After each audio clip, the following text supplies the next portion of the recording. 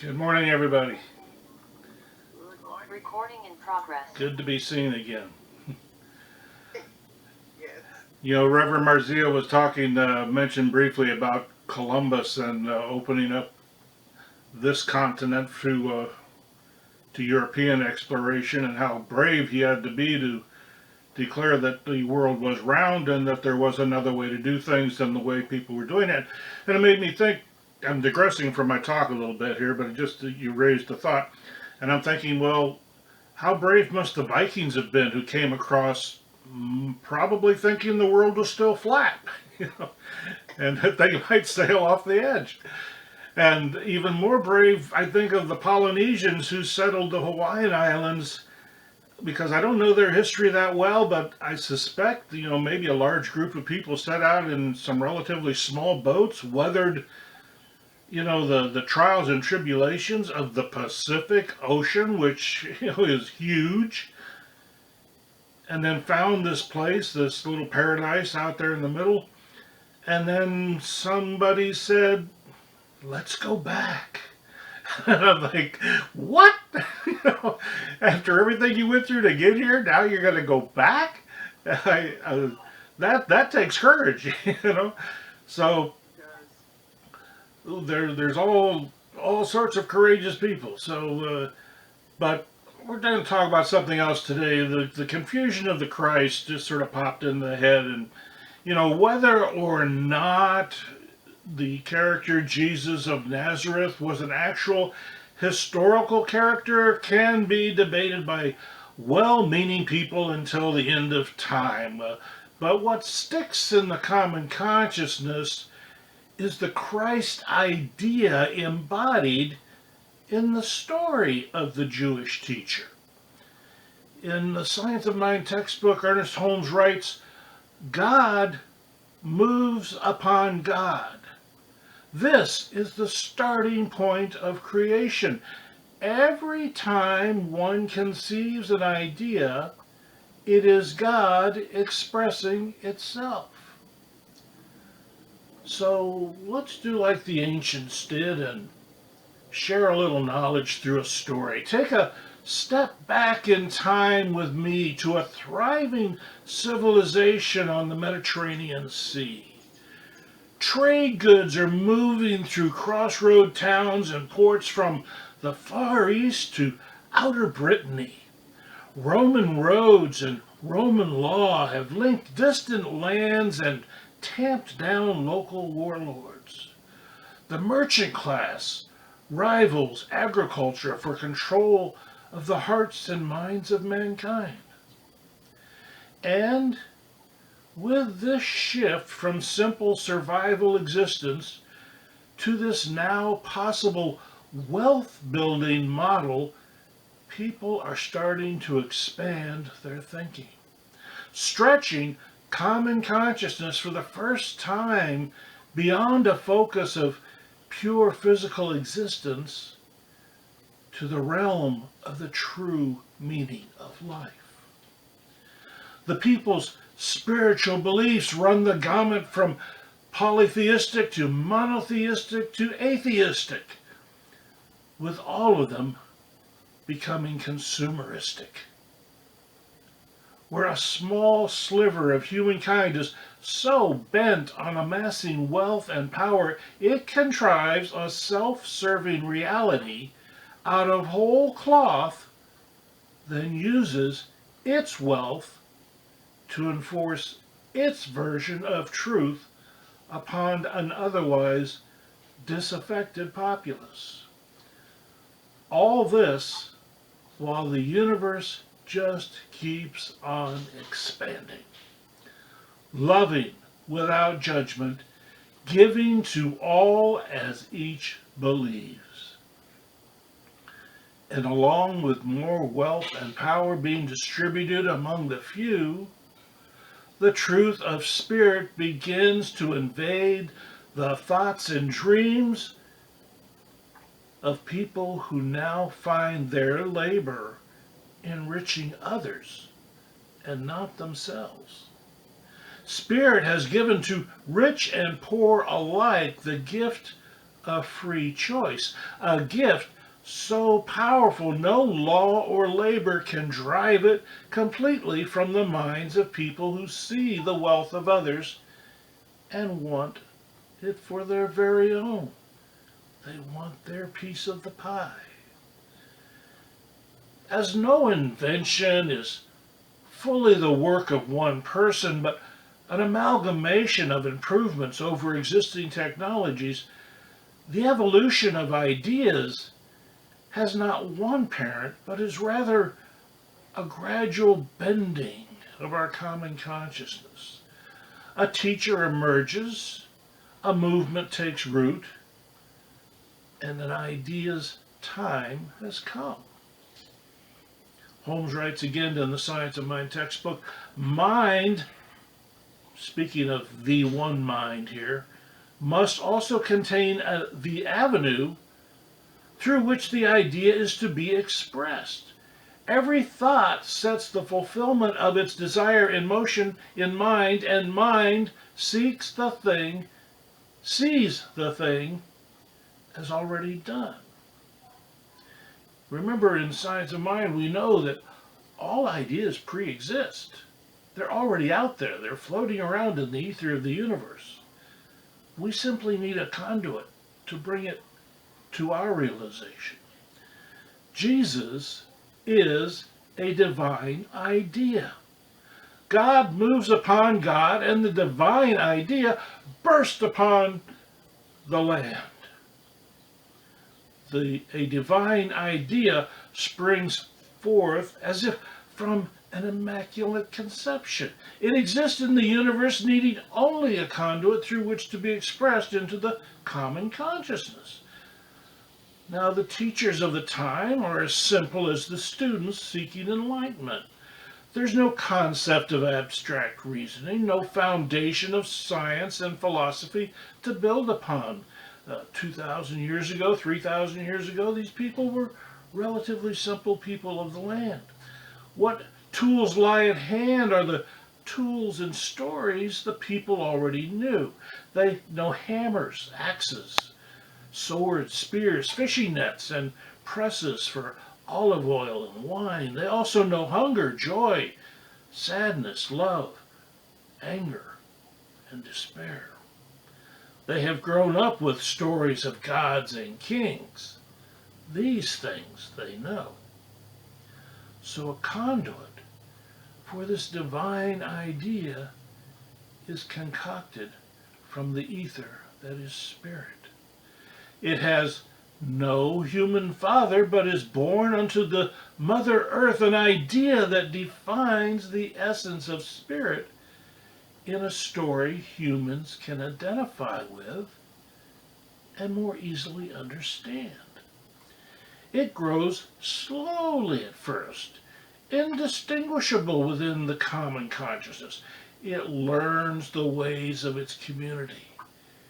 It sees, it questions, it weighs its observations against the purity of spiritual truth.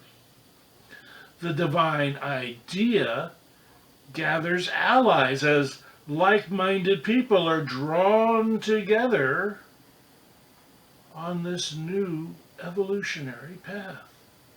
The divine idea is recognized in the community as a force bringing change.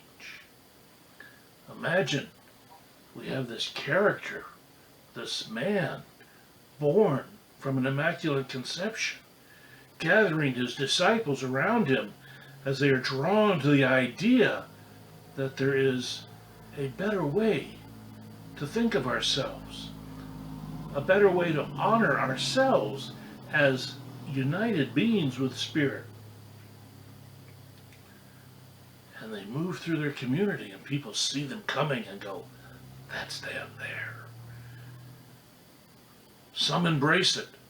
Others retreat into fear of the unknown, clinging to the illusion of prosperity that is masked as stability in their community. A divine idea is not opposed to kicking over a few tables when the occasion calls for it. The conduit Jesus saw the money changers taking over the temples intended to unite the people with their own spiritual power and drove them out so that the people might once again recognize their own power to exercise freedom of choice and direct their own fates through a direct union with Spirit. The divine idea cleared the consumeristic God from the temple to open an unobstructed path to spiritual truth. But a new idea must be reinforced into the minds of the people. Its power must be shown to be divine and that it rises above mere human fallacy. A divine idea is not restricted by the laws of physics.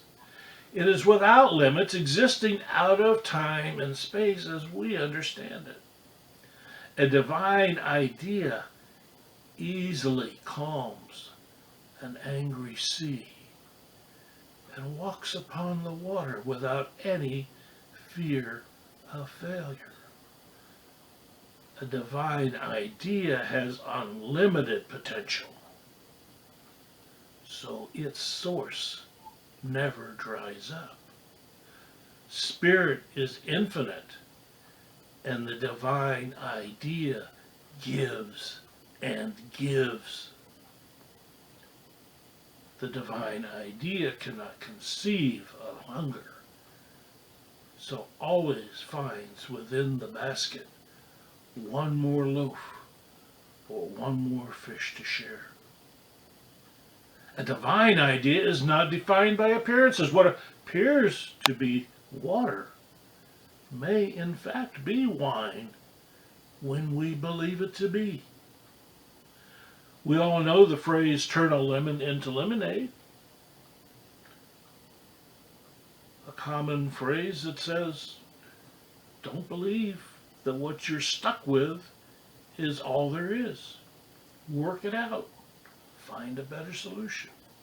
The divine idea of Spirit creates from itself any form we believe into being. There's another saying I learned from my Science of Mind teachers. Pain is real. Suffering is optional. Eckhart Tolle writes, surrender is the simple but profound wisdom of yielding to rather than opposing the flow of life. The only place where you can experience the flow of life is the now. So to surrender is to accept the present moment unconditionally and without reservation. It is to relinquish inner resistance to what is. In the Science of Mind, we do not deny our experiences as they are dealt us, but we do determine our reaction and consequently our memory of the event. Ernest Holmes writing in the textbook again, things exist in the universal mind as ideas. Ideas take form and become things in the concrete or visible world. Now, the plot of more than one book or movie has found our heroes cast adrift in a lifeboat, still alive after many have died. After weeks of starvation, one delusional sailor invariably starts describing the meal they plan to enjoy when they're rescued. Another sailor becomes angry. Shut up, you idiot, he shouts, but another speaks up. No, I can see it too. Then he adds some favorite treat from his childhood and another, and the whole boat builds upon the feast, one memory after another, until someone notices a masthead or smoke on the horizon signaling the end of their ordeal. They have believed themselves back into the feast they have so longed for. A divine idea transcends human challenges, opening a path to spiritual salvation. A divine idea, however, can threaten the status quo. A divine idea can be so powerfully frightening, those who oppose it will subject it to the most horrible forms of suppression imaginable. Not only is the conduit Jesus subjected to humiliation and crucifixion, but in his name, leaders through history seeking power and control through a false interpretation of the divine idea practice all manner of horrors upon innocents who are ironically more aligned with the Christ idea than the people torturing them. Spirit is unerringly consistent.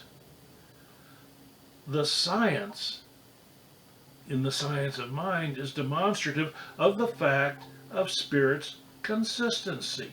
When the principles are applied, the results are always repeatable.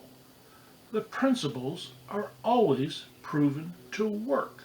That's what science is. You have to be able to repeat it.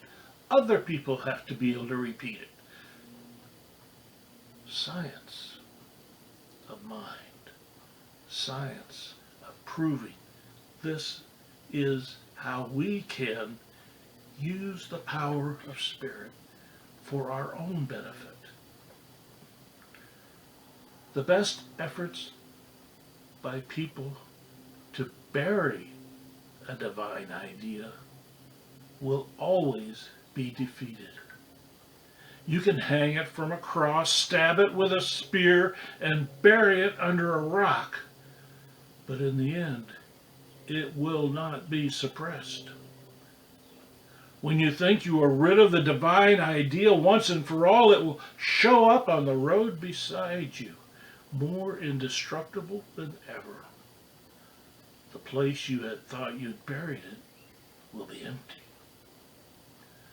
The conduit Jesus is so closely entwined with the Christ idea, it represents the story has been twisted either erroneously or with intent to empower the person named Jesus rather than honor the divine idea represented by Jesus.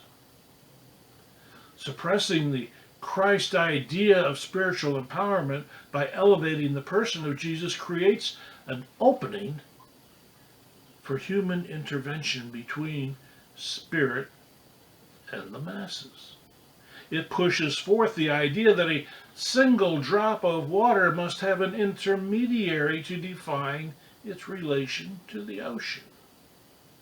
It portrays the drop of water as being something less than equal to the other drops of water. It reserves power to the few at the expense of the many. The Christ idea, by its very definition, cannot be exclusive or exclusionary. Believing in the Christ idea demands barriers be removed, demands recognition that in the common consciousness we are all crossing the finish line together or not at all. Jesus the Christ demands no loyalty from any of us to any person, living or dead. Jesus the Christ demands only that we remain loyal to the Christ idea wherein lies our eternal salvation. Our complete, total, unconscious, constant union with Spirit is our salvation. The story of the conduit Jesus has been translated over time through several languages, each of whom distorted words and twisted meanings, either innocently by human error or intentionally by human design. But is it any wonder, after examining the story as an idea rather than as a person, that the teacher's name in English comes down to Jesus? Or is it really just us? Thank you.